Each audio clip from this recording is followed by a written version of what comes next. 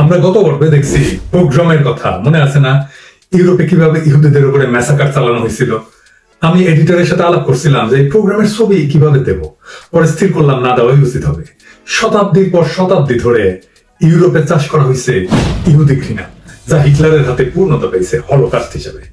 আমরা ওই ইতিহাসের দিকে চোখ বুজে থাকতে পারি না, ওই ইতিহাস আমাদের জানা দরকার। তাহলে আমরা সভ্যতা গর্বী স্বার্থপর ইউরোপকে চিনতে পারবো, দেখবো কিভাবে সে নিজের সমস্যাকে অন্যের উপরে চাপায় দেয়। এর সাথে যুক্ত আছে জায়নবাদের উত্থানের ইতিহাস। এই ইউরোপ বা পশ্চিম এত ইহুদি ঘৃণার চর্চা করলো, সেই তারাই কেন আজ জায়নবাদের অন্যতম সমর্থক হয়ে উঠল। এই ধোঁয়াশা আমাদের দূর করতে হবে। আজকের আলোচনায় সে ধোঁয়াশা দূর হবে। আর সবার আগে দেখতে হবে কেন ইউরোপে ইহুদি ঘৃণা তৈরি হয়েছে। আসেন প্রথমে দেখি কোথায় থেকে শুরু হলো ইহুদিদের ইউরোপে আসা। 135 খ্রিস্টাব্দ পর্যন্ত ইহুদিরা মধ্যপ্রাচ্যে বিভিন্ন পর্যায়ে স্বাধীন বা আংশিক স্বাধীনভাবে শাসন করছে। 135 খ্রিস্টাব্দে বার কোখবা এই নামে একটা বিদ্রোহ হয়েছিল, যে বিদ্রোহে ইহুদিরা রোমান সাম্রাজ্যের বিরুদ্ধে যুদ্ধ করছিল এবং পরাজিত হয়েছিল, এবং তারপরে ধীরে ধীরে তাদেরকে মাতৃভূমি থেকে বিতাড়িত হইতে হয়। প্রথম শতকের মাঝামাঝি সময় ইহুদিরা রোমান সাম্রাজ্যের শাসনের বিরুদ্ধে বেশ কয়েকবার বিদ্রোহ করছিল। বিশেষ করে 66 থেকে 73 খ্রিস্টাব্দে প্রথম ইহুদি রোমান যুদ্ধ বলা হয়, এবং 132 থেকে 135 খ্রিস্টাব্দে বার কোখবা বিদ্রোহ, যেটা আগে বললাম। প্রথম ইহুদি রোমান যুদ্ধে ইহুদি শাসনের পতন ঘটে। রোমান সেনাবাহিনী জেরুজালেম এবং অন্যান্য ইহুদি শহরগুলোকে ধ্বংস করে দেয়। 70 খ্রিস্টাব্দে রোমান জেনারেল টাইটাসের নেতৃত্বে রোমান বাহিনী জেরুজালেম দখল করে এবং দ্বিতীয় মন্দিরটাও ধ্বংস করে। এই দ্বিতীয় মন্দিরটা ছিল ইহুদিদের প্রধান ধর্মীয় কেন্দ্র, যার ধ্বংস সাধন ইহুদিদের জন্য একটা বিশাল ক্ষতি ছিল।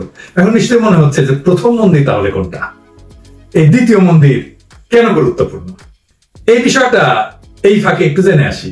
ইতিহাসের জট খোলার জন্য এই ঘটনার পূর্বাপর জানা থাকা দরকার। ইহুদিদের ফার্স্ট টেম্পল বা প্রথম মন্দিরটা জেরুজালেম শহরের মরিয়া পর্বতের উপরে নির্মিত হয়েছিল। আল-আকসা মসজিদ এবং ডোম অফ দ্য রক যেখানে আছে না, এর কাছাকাছি ছিল এই মন্দিরটা।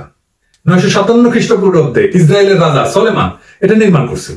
এটা ছিল ইহুদি ধর্মের প্রধান কেন্দ্র। যিশু খ্রিস্টের জন্মের 586 বছর আগে ব্যাবিলনিয়ার রাজা নেবুকাদনেজার জেরুজালেম আক্রমণ করেন এবং প্রথম মন্দিরটা ধ্বংস করেন। ব্যাবিলন আক্রমণের সময় মূলত ইহুদি সমাজের এলিট, যেমন রাজা, রাজকর্মচারী, ধর্মীয় নেতারা এবং পেশাদার লোকদেরকে বন্দী করে ব্যাবিলনে নিয়ে যাওয়া হয়। এর ফলে এই জুডা রাজ্যের শাসন ব্যবস্থা এবং সমাজ ব্যবস্থা ভেঙে পড়ে। ইহুদি সমাজের গরিব লোক, গ্রামীণ জনগণ এবং কৃষকদের অনেকেই জুডায় থেকে যায়। 539 খ্রিস্টপূর্বাব্দে পার্সিয়ান রাজা সাইরাস দ্য গ্রেট ব্যাবিলন দখল করার পরে বন্দী ইহুদিদের জুডিয়া ফিরে আসার অনুমতি দেয়। তবে অনেক ইহুদি ব্যাবিলনে থেকে যায় এবং সেখানে একটা বড় ইহুদি সম্প্রদায় গড়ে ওঠে। এটাই প্রথম ইহুদিদের ডায়াসপোরা বা কলোনি, দেশের বাইরে, মাতৃভূমির বাইরে। এরা শিক্ষিত এলিট।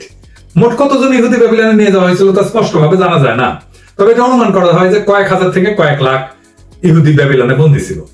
বন্দী ইহুদিদের মধ্যে ছিল রাজা জেরিয়াকিন, তার পরিবার এবং অনেক বিশিষ্ট ব্যক্তি, ওই সময়ের সমাজের এলিট, বড় লোক, লেখাপড়া জানা লোক, শিক্ষক, বুদ্ধিজীবী।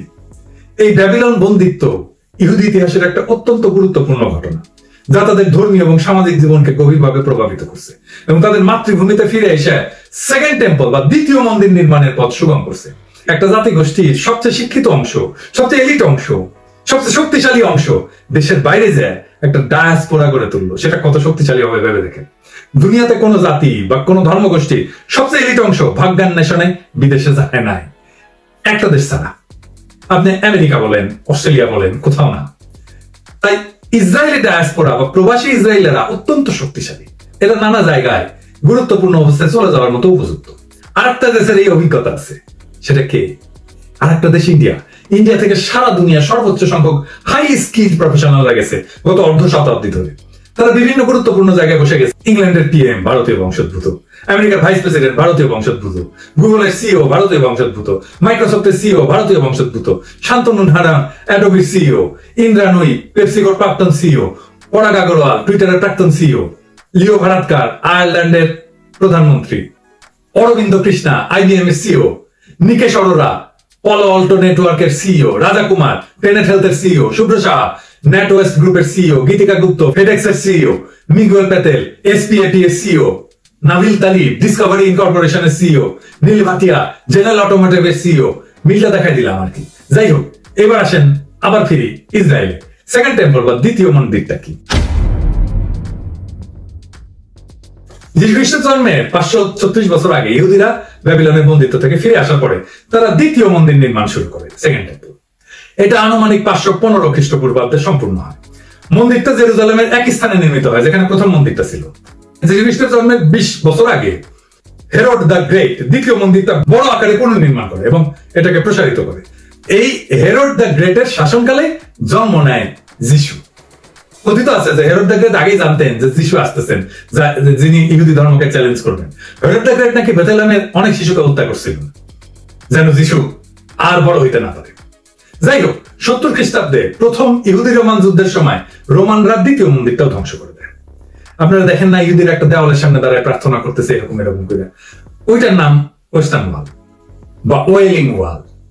এইটা হইতেছে দ্বিতীয় মন্দিরের একটা বাইচা থাকা প্রাচীর, একমাত্র প্রাচীর।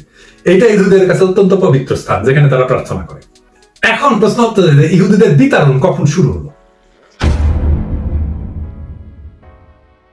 ওই যে ইহুদিদের সাথে রোমানদের যুদ্ধের কথা বললাম, তারপর অনেক ইহুদি রোমান সাম্রাজ্যের বিভিন্ন অংশে বিতরণ করা হয়। ইহুদি জনগোষ্ঠীর একটা বড় অংশ জেরুজালেম এবং তার আশেপাশের এলাকা থেকে বিতাড়িত হয়। যুদ্ধের পর ইহুদি জনগোষ্ঠীর উপর রোমান শাসক কঠোর হয়ে ওঠে এবং তাদের ধর্মীয় এবং রাজনৈতিক স্বাধীনতা অনেক সংকুচিত হয়ে যায়।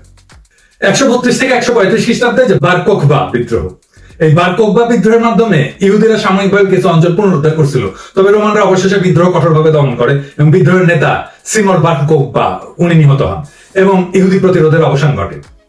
রোমান সম্রাট হাদ্রিয়ান বিদ্রোহ দমন করতে অত্যন্ত কঠোর ব্যবস্থা গ্রহণ করেন। লাখ লাখ ইহুদি নিহত হয় এবং অধিকাংশ শহর এবং গ্রাম ধ্বংস হয়। জেরুজালেমের নাম বদলায় দেয়, নাম দেওয়া হয় আইলিয়া ক্যাপিটেলিনা, একটা রোমান শহরে পরিণত করা হয় এবং ইহুদিদেরকে সেখানে প্রবেশ নিষিদ্ধ করা হয়। বিদ্রোহের পর ইহুদি জনগোষ্ঠী আরো বিচ্ছিন্ন হয়ে পড়ে এবং তারা বিশ্বের বিভিন্ন স্থানে ছড়ায় পড়ে। এইটা ইহুদি ডায়াসপোরার শুরুতে উল্লেখযোগ্য একটা ভূমিকা পালন করে। এই দুইটা বিদ্রোহের পর ইহুদি জনগোষ্ঠীর উপর রোমান শাসন আরো কঠোর হয় এবং তাদের রাজনৈতিক এবং ধর্মীয় অধিকার আরো সংকুচিত হয়ে পড়ে। ইহুদি জনগোষ্ঠীর প্রাচীন মাতৃভূমি থেকে বিতাড়ন এবং বিশ্বজুড়ে ছড়ায় পড়া ঘটনা ইহুদি ইতিহাসের একটা অত্যন্ত গুরুত্বপূর্ণ অধ্যায়। এখন কথা হইতেছে, কেন রোমানরা পছন্দ করতো না ইহুদিদের? রোমানরা দেব দেবী পূজা করত, পৌত্তলিক ছিল। ইহুদিদের একশ্বরবাদী চর্চা রোমান সম্রাটরা মেনে নিত না। ইহুদিদের বিদ্রোহের সম্ভাবনাকে রোমানরা একটা বড় হুমকি হিসেবে দেখত এবং তাদের বিতরণ করার মাধ্যমে এই সমস্যার সমাধান করতে চাইছিল। দেখেন, ঠিক একইভাবে মোদি ইন্ডিয়ার সমস্যার সমাধান করতে চায়।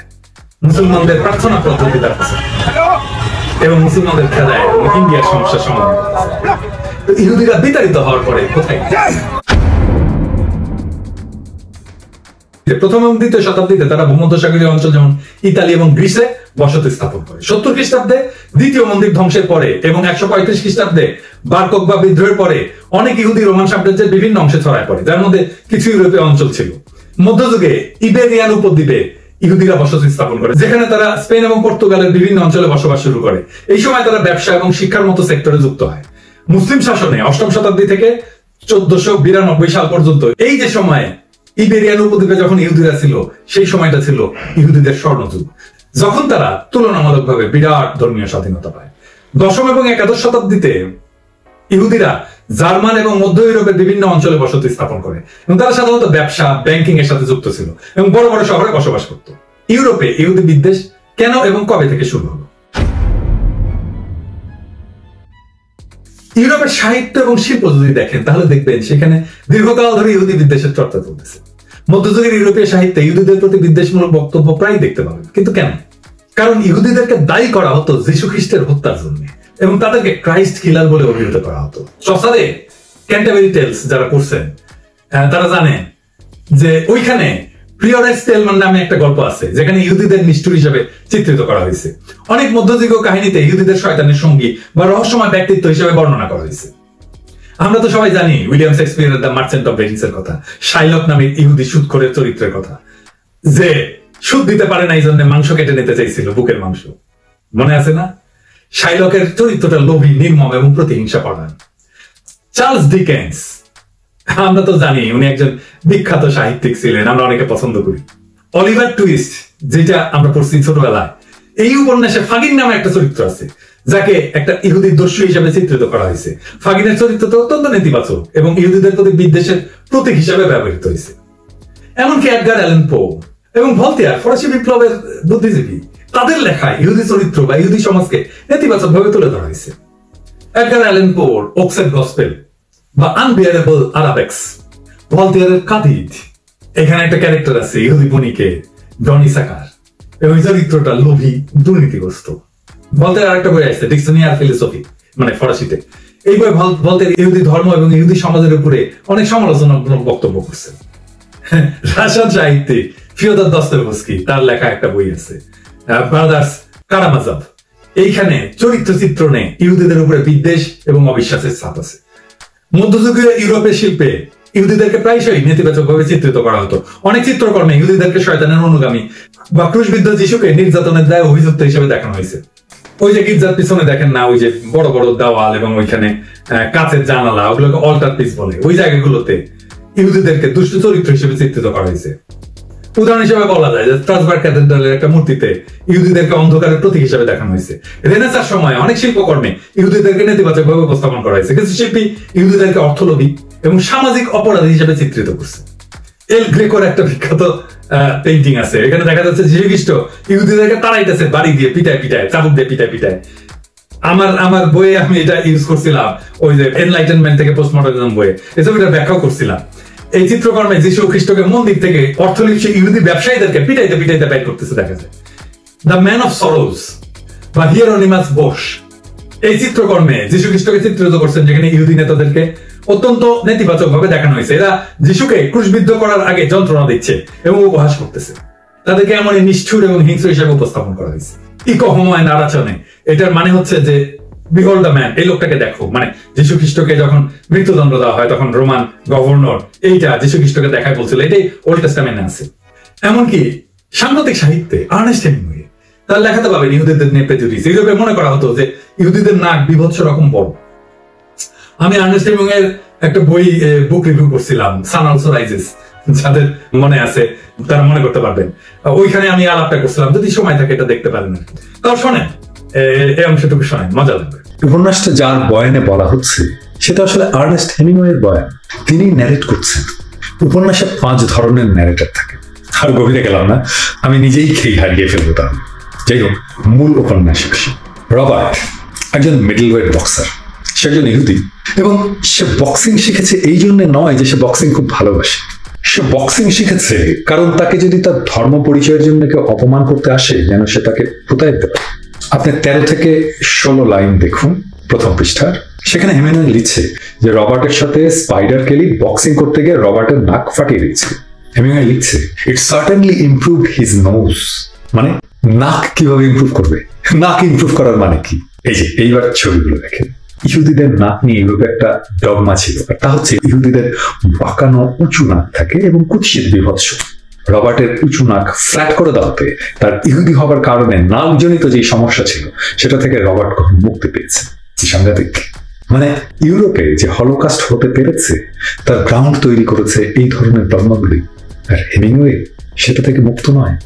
এখন এই যে যীশু খ্রিস্টের মৃত্যুর জন্য ইহুদিরা দায়ী, এই বয়ান কে তৈরি করলো? কার বয়ান? ইউরোপের বয়ান। পশ্চিম তৈরি করছে। খ্রিস্ট ধর্ম কিন্তু শুরুতে আলাদা ধর্ম হিসেবে উত্থিত হয়নি, এটা উত্থিত হয়েছিল ইহুদি ধর্মের একটা ফিরকা হিসাবে।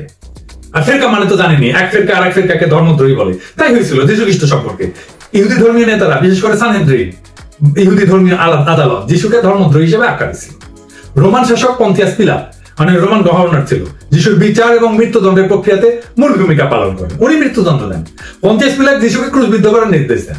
পন্থিয়াস পিলাত ছিল রোমান সাম্রাজ্যের ইউরোপিয়ান অংশে জন্ম নেওয়া একজন এলিট, সেটা ইহুদি না।